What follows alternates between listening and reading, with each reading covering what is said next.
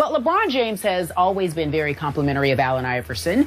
He even called Iverson his second favorite player growing up after Michael Jordan.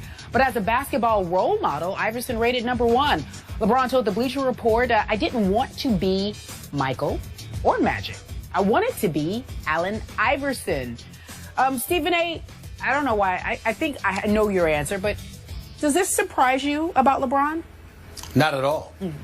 When you look at what LeBron has done off the court, whereas people would say that has no relation to Allen Iverson at all, it actually does.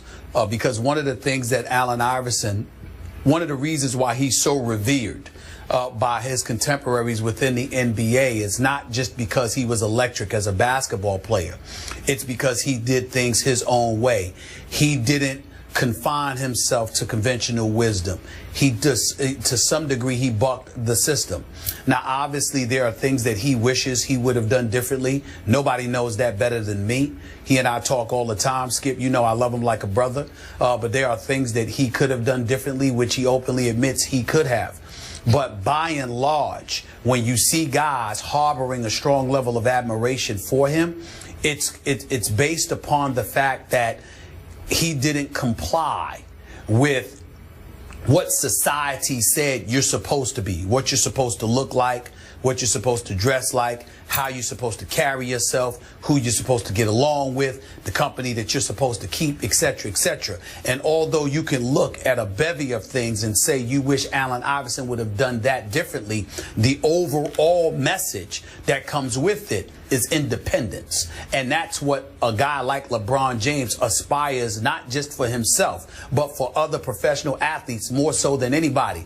It's one of the reasons, Skip Bayless, why a guy like Floyd Money Mayweather, these guys reach out to him all the time and talk to him because they want to know how he went about the business of getting rid of the constraints to hold him back, betting on himself, being in a position where he's empowered himself, where he's an employer instead of an employee, and he's getting all of this money, and he has such incredible control over his own destiny. That's LeBron James.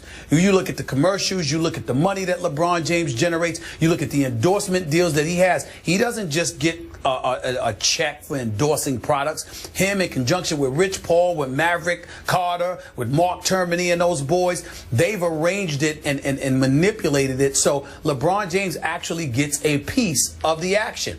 Beats by Dre. You know, when LeBron invested in that and collected tens of millions of dollars off of that alone, the list goes on and on. You know, communicating and being friends with a Warren Buffett. Those things matter. They resonate profoundly because what he's trying to do is basically establish himself as his own entity.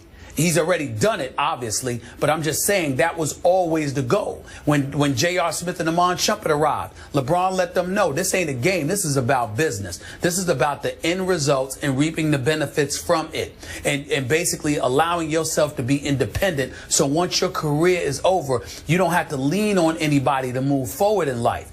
This is the kind of things he's preached to Melo. These are the kind of things he's preached to Dwayne Wade and Chris Bosh and beyond, and Kevin Durant and all of these guys. He's always been about that. And it emanates from a guy like Allen Iverson.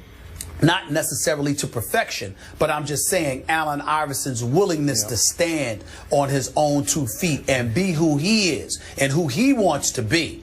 Guys like LeBron and others have always appreciated that about AI. That is why he will be loved eternally by these players. Yeah. You are uniquely qualified to comment on this. Obviously, Allen's story didn't have the happiest ending, although I think it's getting a little happier now that he's starting to get his life back on track. Significantly happier. Yeah. Significantly happier now. Yes. So I appreciate that. I must admit, more from a distance, I was a little surprised when I first heard LeBron talk about how much he idolized AI. I get it because of the cool factor. Allen Iverson, to me, was the coolest basketball player ever. And in part, it was because he broke that mold. He did not let convention or expectation constrain him. And there was much more to be respected, even admired about Allen's game to me, and you know it very well, Stephen A., but was there ever a gutsier player, a more courageous player? How many nights did you watch him drive the basketball again and again and again into those trees, among those 7-footers, and what was he, 6 feet tall maybe? And the punishment that he took, crashing to the floor time and time again. A lot of players will forever admire just the way he played. He played so hard. I know he freelanced a lot on defense, but he just played hard from start to finish. And we all respected that, and I know LeBron did. Obviously, the reason it shakes you up to think of LeBron and AI is that LeBron knew how to play the game the right way from the start. As soon as I started seeing him, his junior year in high school on national TV, I could tell he knew how to play. He had the gift of passing the basketball. Coaches, and he's talked about many of them from second grade up, taught him the right way to play basketball. So you would think that Magic would have been his idol, because he was a young Magic Johnson as a, soon-to-be 6'9" point guard. And obviously, Michael Jordan was the preeminent superstar of LeBron's childhood. So you could see where he would idolize Michael. But again, he never seemed to idolize Magic's game as much as he idolized the way that AI played. And that shakes me up a little bit, because I would have thought that it would be Magic. He would pattern himself after Magic more. Well, the reason why he didn't pattern himself after Magic more, Skip, I'm sure you can appreciate this, is that Magic, obviously Magic and Bird were responsible for taking the NBA to another stratosphere. Well, Magic Johnson, and we all love and respect Magic Johnson. He's a role model. We idolize him in a lot of ways. I know I do. But we need to highlight why guys may have leaned towards an Allen Iverson as opposed to a Magic.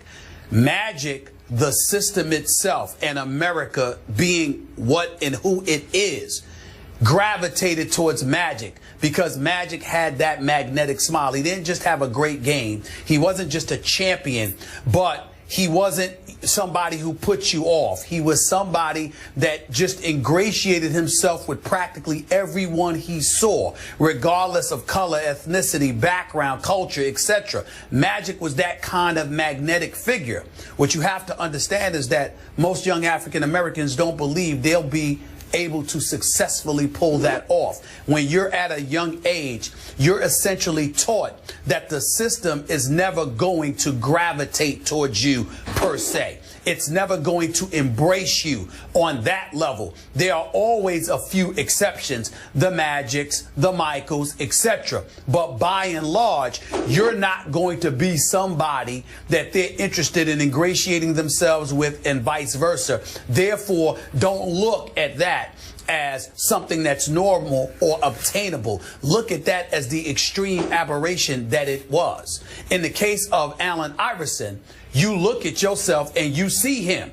You see him from the perspective, not just the cornrows or the tats or whatever. You see yourself in him because you saw how at times he was a pariah. At times he seemed to have the odds stacked against him. At times he seemed to be somebody that so many people wanted to and wished that he had failed.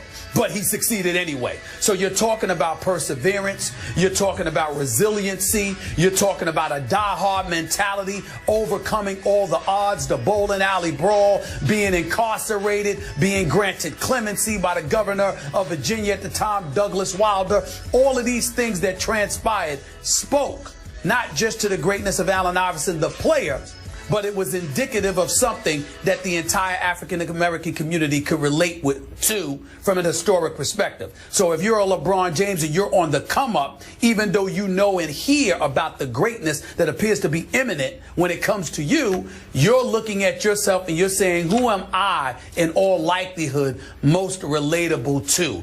Who is the pioneer that's going to set the path that I'm destined to follow in? That would be Allen Iverson, not Magic Johnson.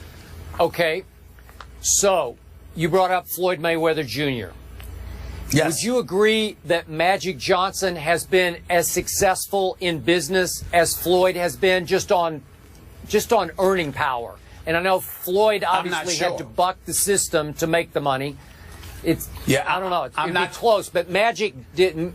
Yeah, Magic didn't have to buck the system to become a wealthy man and a very successful businessman. Yes, he went with the flow. He went with the system, while Floyd bucked the system and did it his way and pulled it off. Yeah. So, but the flip, but here's I know you're right. It's two different things, but it also speaks to exactly what I said. Magic, whether it's the Guggenheim, I think it's the name, the Guggenheim Group or whomever, it's Magic's name attached to a bunch of billionaires who don't look like him but have more money than him. So as a result, he's ingratiated himself with them.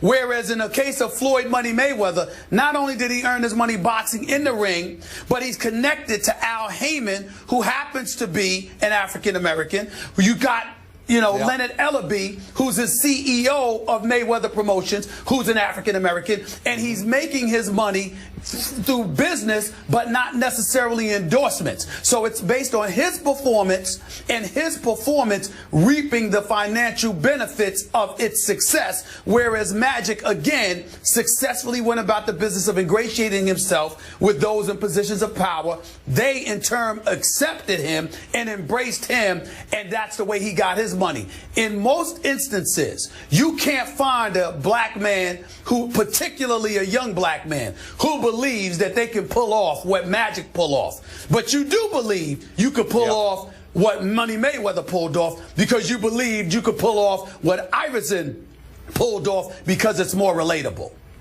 All right. Gentlemen. Okay, last quick question. Okay, quickly. Last quick question. Yep. Okay, so Stephen A., is LeBron pulling it off in business more like Magic or more like Floyd? More like Magic, because America, the masses, has embraced LeBron.